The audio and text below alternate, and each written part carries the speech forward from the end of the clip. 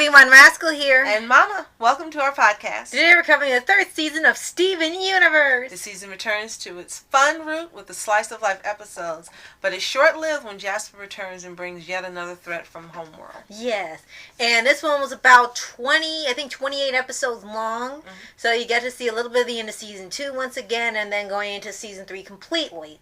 And this one, like we said, was back to it being the fun stuff. Yes. But with not knowing what happened to Jasper from the first season, there was a long while before you found out what happened. And then they have, of course, the turn of Malachi, and they had to stop them. And it became sort of like almost the finale battle for the season towards the end, because it was a incoming threat each time, because she became obsessed with fusion and thinking that's what makes them strong. So she was trying to find any gem she could that would fuse so she could overpower the crystal gems. And this season we also got to learn more about more gems: lapis lazuli, peridot, as you mentioned, Jasper. We got to learn a lot more about them than we knew in season 2. Right. And we learned that the one who was most emo of all was Lapis. Right. And Peridot really is a little pocket of fun. Right. So, and Jasper is like, no. Nope, please leave. Yeah. And what's fun thing for Peridot is she got quite a few episodes for herself, now that she's disobeyed Yellow Diamond. So, Claude! Claude! She's obsessed with that one. Claude! Like, are you okay? And, she pretty much had to split herself from Yellow Diamond because all she wanted was to destroy the Earth. They think, it's just a mission. And they had to stop the cluster, which was nothing redeemable about the Earth. Right. In her mind. Right. And the cluster was supposed to come from inside the Earth and plant on the Earth, and was supposed to explode and pretty much use the planet. They would kill everything on the planet, and then they would use the planet to be another thing for gems. So like, that's a messed up thing. You just kill all the life on it so you can have some more room. So that was pretty much the arc of this whole season. Yeah, and then you kind of get more hints about the other diamonds that we know are coming later, because because there was a hint before where it was that crazy conspiracy theory guy. We also learned about Bismuth, so there were 4. Oh yes, that's right. She got her own episode towards the end of the season, and yeah, it was still the slice of life stuff, but in between, like, one you think is slice of life, and then it turns out to be that because then a villain comes, and or there's a more darker theme. Right. And he also had these rubies that were trying to find Jasper. I'm Ruby. Wait, there should be. Oh yeah, me, Ruby. Okay, are rubies dumb? And then Garnet says, not all of them. Right. And that was they had a little baseball episode, which was actually one of the funniest ones, because the rubies that came were so dim that they didn't even realize that there was an extra ruby there. Didn't count herself until way later. Right. And then her counting came out 5 every time, regardless. Right. So and it was really fun seeing all these, and all the gems got like standalone episodes. Like I said, it was only 1/2-hour episode dealing with Bismuth, who was one of the original crystal gems. And you thought that she was also, as you said, lighthearted, fun, and loving, but she had a more dark and serious side. Right. But we indirectly got to learn a little more about Rose as well. Right. And for Peridot, they were also having this thing where, Lapis really didn't want to deal with her because she was one of the people that captured her back in the first season. So it took a while for Peridot to gain her trust again, because she was really, really trying. But Peridot is, Peridot, so some things she doesn't know is offensive or sounds, really bad, she'll say, and it's like, that's the most honest thing I've ever said. Like, she may say, I couldn't help but capture you. You had such useful information. That is a compliment. And they said, what? That's the most sincere thing I could say at that moment. And her whole character is just hilarious when she was getting used to Earth things. And mostly she had to do it through Steven, because she, for a while, didn't trust really anybody else. Right. Because she was really attached to Steven. And, he got her tape recorder. Well, he's a little like her for one thing. Right. And then he's a sweetheart, so the way he treated her, yes. Right. Why she became and he gave her the tape recorder so she could record messages. A lot of tape on there because she's been doing this for like months and there's still tape left unused. She got into shipping on some camp show, and she spent 3 hours on a ship. She like, why that's the most awkward visit, but they don't even interact. and she loved getting gifts from Steven and stuff. And you got to see, when it began for her on season 2.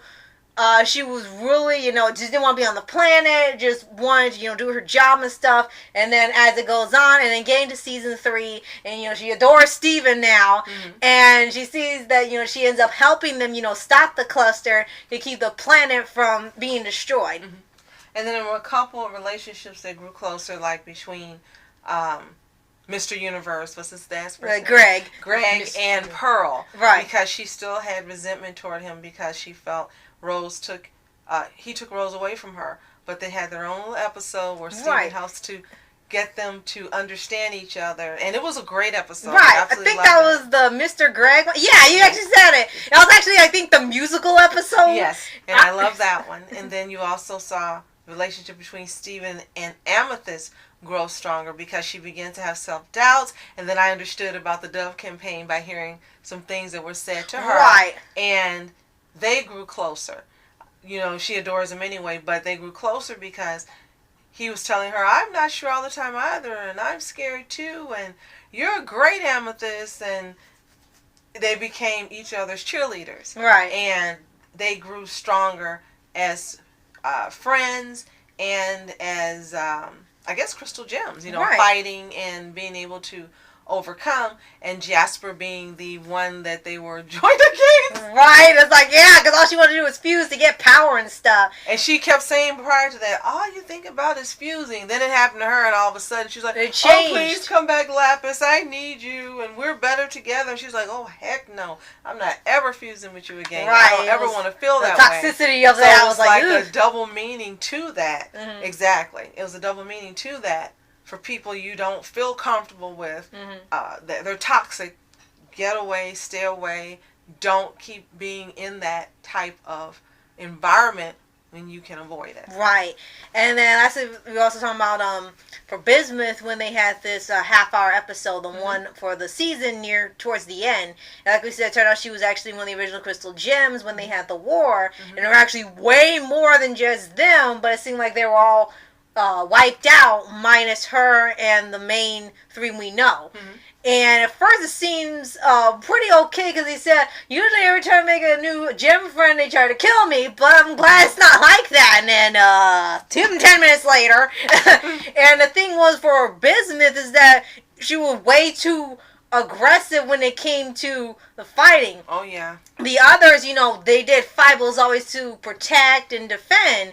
But for her, it was more like just annihilate them. It's like one and done. And it was from, like I said, being more battle obsessed or action obsessed to being just full on aggressive and just shattering gems, just wiping them out altogether. And he said, that makes you just as bad as them, wiping them out. Literally killing them. There's no way to repair them and bring them back. Right.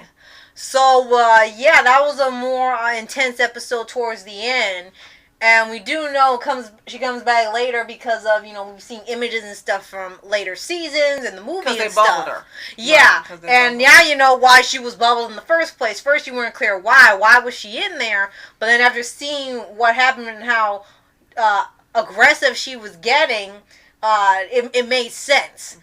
Now, 2 more relationships I wanted to mention that became stronger was Steven and Connie, because they fused, and we got to see them fuse a couple times in this season. Right. To do battle, one with Lapis. And not with Lapis, I'm sorry, Jasper. Right. And then one with this guy who thinks he's the Fast and Furious car driver. Yeah. And so we get to see them fuse, and you see that each time they do it, they become more aware and more functioning together. Right. And their outlook of things. Right. Because Kevin's a creep. Like, major, PG creep. That's the safest way to say it. He's a PG creep. Right, absolutely. And then the last one I want to mention is, I think it's Lars and Sadie. Yeah. There's this kind of... She learns more about Lars because Steven accidentally ends up going into his body. Right. Oh, I love that one. Yes, that's a great one. And she learns more about him because of Steven telling her and how he feels that he's not really being honest about and truthful. So by the end of that episode, yes, they do have a different relationship. They're a little closer. Oh, come over to my house and watch a movie, and he's not being such a douchebag. Right. At the end of that episode. So yes, the relationship has grown and changed. Mm-hmm. It may not be in the big gallant way you the people thinking, are used to, yeah. But yes, it did. And now she understands Lars more.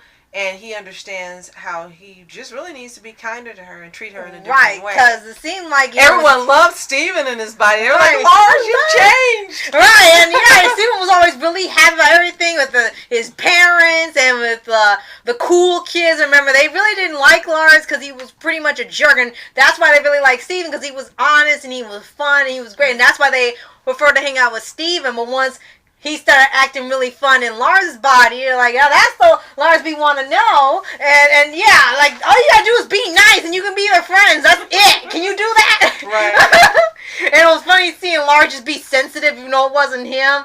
They didn't have, Steven's voice come out of him. Mm-hmm. It was still the same voice actor for Lars, so It was kind of funny with him being fun and goofy. Especially and emotional. When he danced. He did his little dance.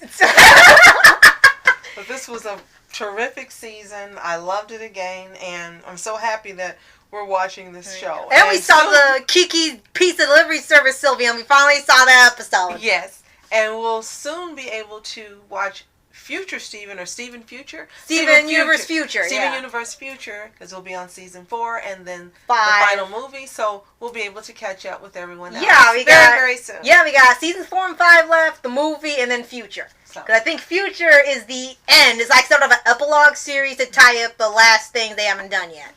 So if you've seen season 3, which we know you have, let us know what you think of it in the comments below. Yes, and be sure to like, subscribe, and click the notification bell to get updates on new Paws videos. And what you thought of the cliffhanger. Yes. So, thank you so much for watching. I'm Ask Entertainment. And I'm Mom Entertainment. Have a fantastic day. Peace.